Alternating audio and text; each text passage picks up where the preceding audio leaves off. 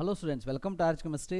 ಈಗೊಂದು 2-3 ದಿವಸದಿಂದ ಬಹಳ ಜನ ವಿದ್ಯಾರ್ಥಿಗಳು ಪೇಪರ್ನಲ್ಲೂ ಕೂಡ ನೋಡಿದ್ದಾರೆ. ಸುಮಾರು 600 ವಿದ್ಯಾರ್ಥಿಗಳು, ಇಡೀ ದೇಶದಲ್ಲಿ ಸುಮಾರು 600ಕ್ಕೂ ಹೆಚ್ಚು ವಿದ್ಯಾರ್ಥಿಗಳ ಸೀಟನ್ನು ಕ್ಯಾನ್ಸಲ್ ಮಾಡುವಂಥ ಪರಿಸ್ಥಿತಿ ಬಂದಿದೆ ಅಂಥೇಳಿ.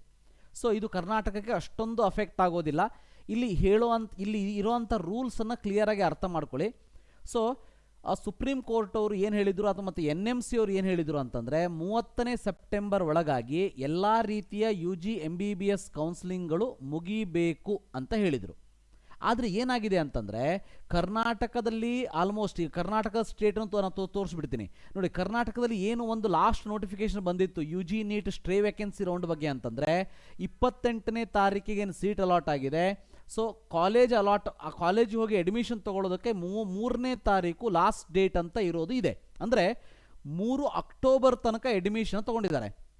ಇಲ್ಲಿ ಗೊತ್ತಿಲ್ಲ 1, 2, 3 ತಾರೀಕಿಗೆ ಅಡ್ಮಿಷನ್ ತೊಗೊಂಡಂಥ ವಿದ್ಯಾರ್ಥಿಗಳ ಸೀಟನ್ನು ಕ್ಯಾನ್ಸಲ್ ಮಾಡ್ತಾರಾ ಗೊತ್ತಿಲ್ಲ. ನೀವು KEA ನೀವು ನಿಮ್ಮ ಕಾಲೇಜಲ್ಲಿ ಇದ್ರ ಬಗ್ಗೆ ಕೇಳ್ಕೊಳ್ಬೇಕು. ಅಂದರೆ ಕರ್ನಾಟಕಕ್ಕೆ ಅಷ್ಟೊಂದು ಅಂದರೆ ಅಫೆಕ್ಟ್ ಆಗೋದಿಲ್ಲ. ಯಾಕಂದರೆ ಆಲ್ಮೋಸ್ಟ್ ಎಲ್ಲ ಕೌನ್ಸಿಲಿಂಗು ಸೆಪ್ಟೆಂಬರ್ 30ರೊಳಗೆ ಮುಗಿದುಬಿಟ್ಟಿತ್ತು.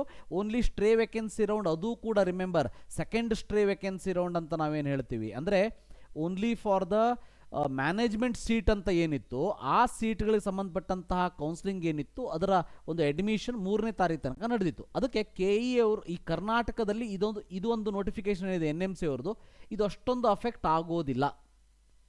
ಆದರೆ ಮ್ಯಾಕ್ಸಿಮಮ್ ಏನು ಬಿಹಾರ ಮತ್ತು ವೆಸ್ಟ್ ಬೆಂಗಾಲ್ ಮತ್ತು ಮಹಾರಾಷ್ಟ್ರದಲ್ಲಿ ಏನಿತ್ತು beyond the cut off date ಅಂದರೆ 30 ಸೆಪ್ಟೆಂಬರ್ ಆದ ಮೇಲೆ ಆಫ್ಲೈನ್ ಮೋಡಲ್ಲಿ ಮತ್ತು ಆನ್ಲೈನ್ ಮೋಡಲ್ಲಿ ಕೌನ್ಸಿಲಿಂಗನ್ನು ಕಂಟಿನ್ಯೂ ಮಾಡಿದರು. ಅಂದರೆ ಈ ಸ್ಟ್ರೇ ವೇಕೆನ್ಸಿ ರೌಂಡ್ ಆಗಿರ್ಬೋದು, ಮಾಪಪ್ ಆಗಿರ್ಬೋದು, ಇಂತಹ ಕೌನ್ಸಿಲಿಂಗನ್ನು ಇಂತಹ ರೌಂಡ್ಸ್ಗಳನ್ನ ತೆಗೆದುಕೊಳ್ತಾ ಹೋಗಿದ್ದಾರೆ.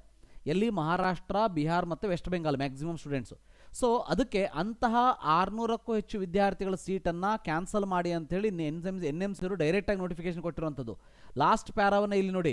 Hence any counselling if carried out by the central authorities, state authorities, medical colleges shall be considered to be invalid and students admitted if any shall be discharged immediately.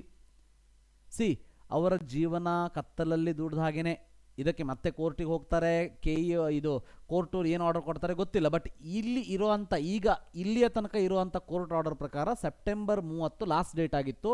ಆ last date ಆದಮೇಲೆ ಯಾವ್ಯಾವ ಸ್ಟೂಡೆಂಟ್ಸನ್ನು admission ತೊಗೊಂಡಿದ್ದಾರೆ ಅವೆಲ್ಲ ಸ್ಟೂಡೆಂಟನ ಒಂದು admission ಏನಿದೆ ಅದನ್ನು cancel ಮಾಡಬೇಕು ಅಂತ clear ಕಟ್ಟಾಗಿ ಇಲ್ಲಿ ಹೇಳಿರುವಂಥದ್ದು ಗೊತ್ತಿರಲಿ. ರೈಟ್.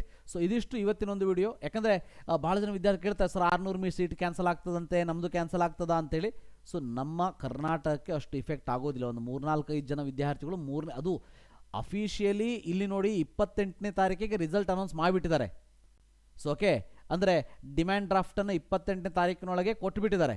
ಆ ಒಂದು ಕಾರಣಕ್ಕೆ 3ನೇ ತಾರೀಕಿನ ಅಫೆಕ್ಟ್ ಆಗೋದಿಲ್ಲ. ಆದರೆ ಉಳಿದಂತಹ ರಾಜ್ಯಗಳಲ್ಲಿ ಸುಮಾರು 600ಕ್ಕೂ ಹೆಚ್ಚು ಸೀಟ್ಗಳ ವಿದ್ಯಾರ್ಥಿಗಳನ್ನು ಕ್ಯಾನ್ಸಲ್ ಮಾಡಲೇಬೇಕು ಅಂತೇಳಿ NMC ಅವರು ಹೇಳಿರುವಂಥದ್ದು. ಮುಂದೆ ಏನಾಗ್ತದೆ ಗೊತ್ತಿಲ್ಲ.